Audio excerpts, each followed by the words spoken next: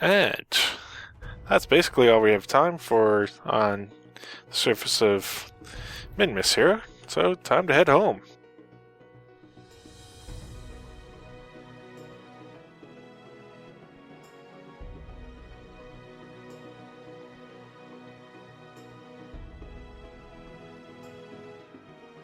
So we'll bring up our orbital information, don't need our vessel information.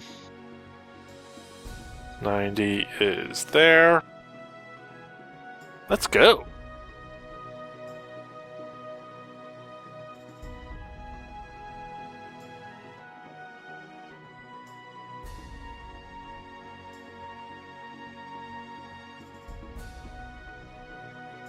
And actually, we'll save the VA report for transmission later.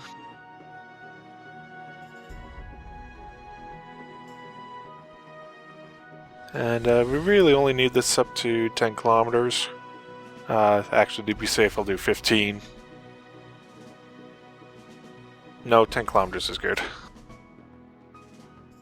And we'll circularize and head home.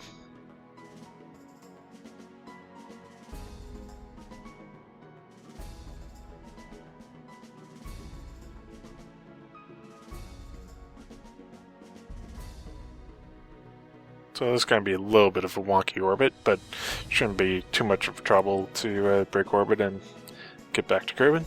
Anyways, I'll see you when I get there. Actually, check this out. I managed to get a moon encounter, so we'll do that instead of a direct transfer home. Gotta make things interesting.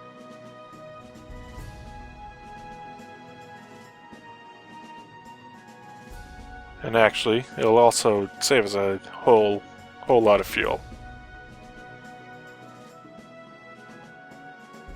There we go, we have a moon encounter, although looks like I'm gonna have to trim it up, seeing as how it's into the surface. But we'll first get out of Minmus sphere of influence.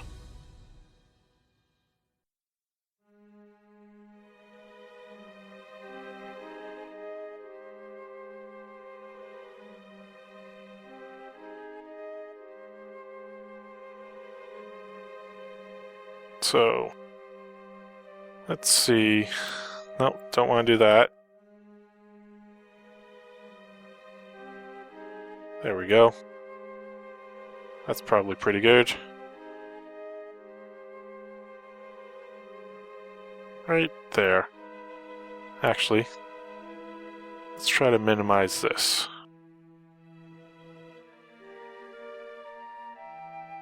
And looks like that's probably or the closest that we'll get right there.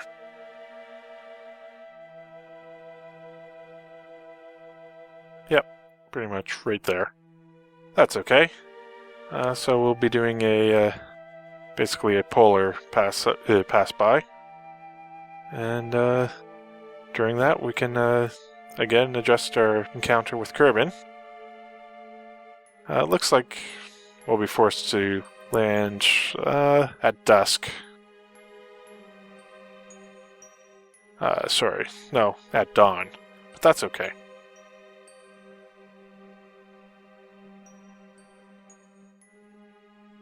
And actually, might as well just do this burn right now. It's not long, and we're pretty far out.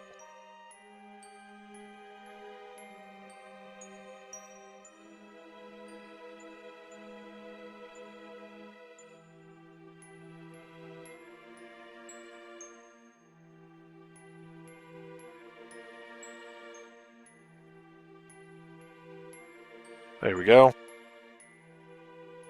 Close enough. So, I'll see you at the moon. So, here we are, in the sphere of influence of the moon. It's kind of an odd orientation that we're in, since we're coming in over the South Pole, or pretty much over the South Pole. But, yeah, let's see what we have to do in order to, basically bring this guy down into the atmosphere, so we only have to do one more burn.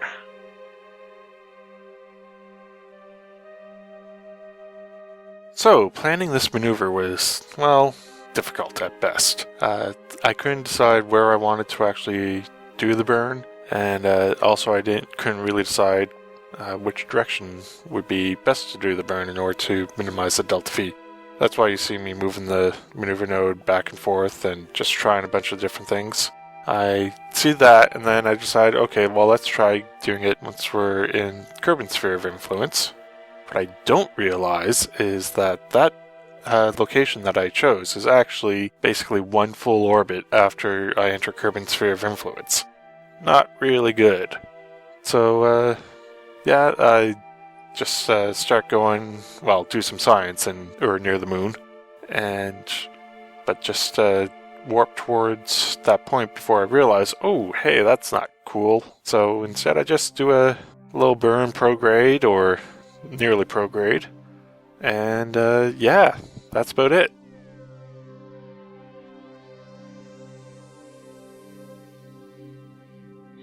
And there we go.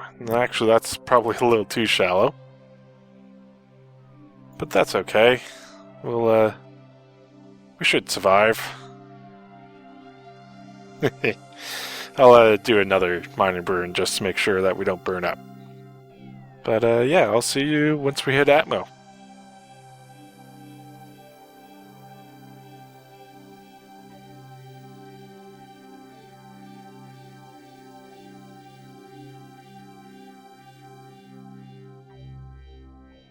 And we are coming in on the dark side, of course.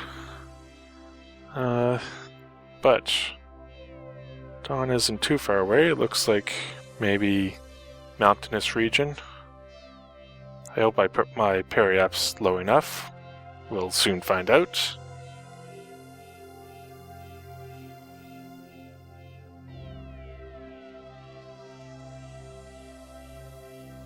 Yeah, it looks like I won't be skipping off the atmosphere today, which is a good thing.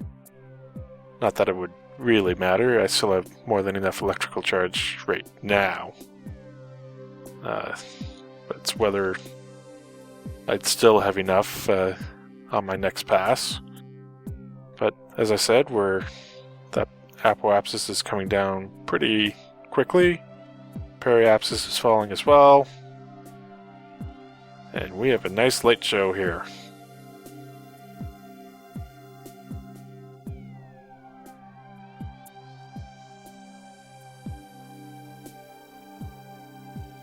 Yep, and we're not skipping out of the atmosphere today. So, I guess we won't be landing in dusk, or at dusk, or dawn. I guess it's dawn, because we're, yep, Kerbin's rotating this way. So that's okay. I'm sure you'll be able to see it once I increase the brightness on YouTube or in post-processing, one or the other. You can definitely see the re-entry effects.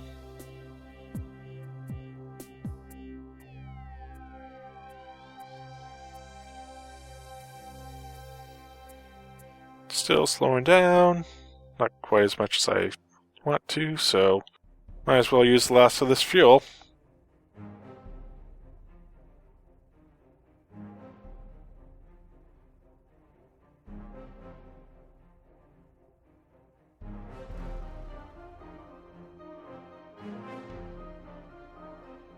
And that's probably slow enough to go kashunk.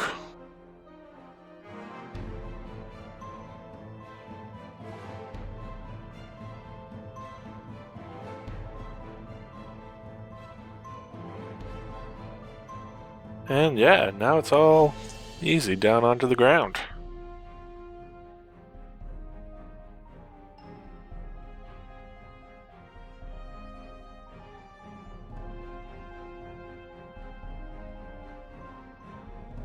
Yeah, not gonna quite see the sunrise, but that's okay.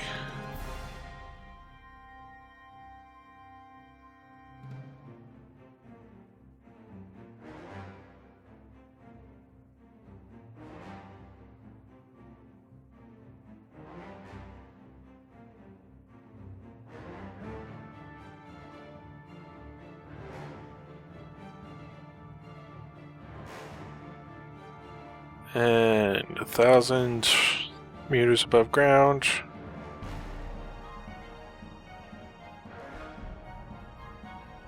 Successful deployment of the parachutes. And looks like fairly level ground that we're going to be landing on. Even if it is a kilometer in the air.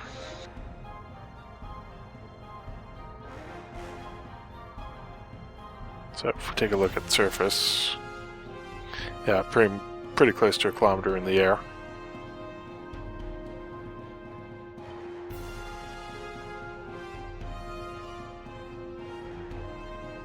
$200 meters and change. Yeah, let's time warp down.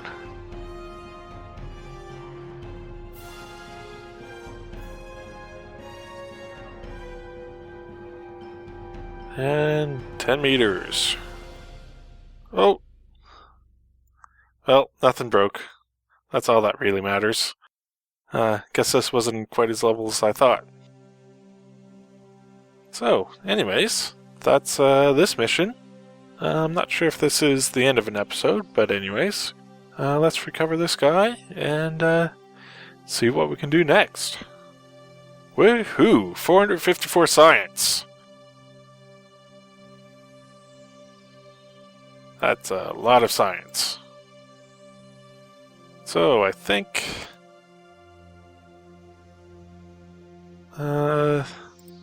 this guy's important. Definitely. And this guy will be important. We'll hold on to him for a minute because we kind of want big tanks and big engines.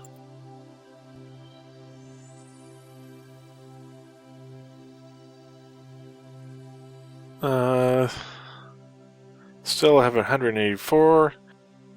Let's start with some aeroplane stuff. And we need some more aeroplane stuff, so a lot of B9 stuff in here. And I guess that's it. So guys, don't forget to subscribe if you'd like to see more, and leave a like if you liked this episode. And as always, I'm Mike Braedley. This has been Kerbal Space Program. I'll see you next time.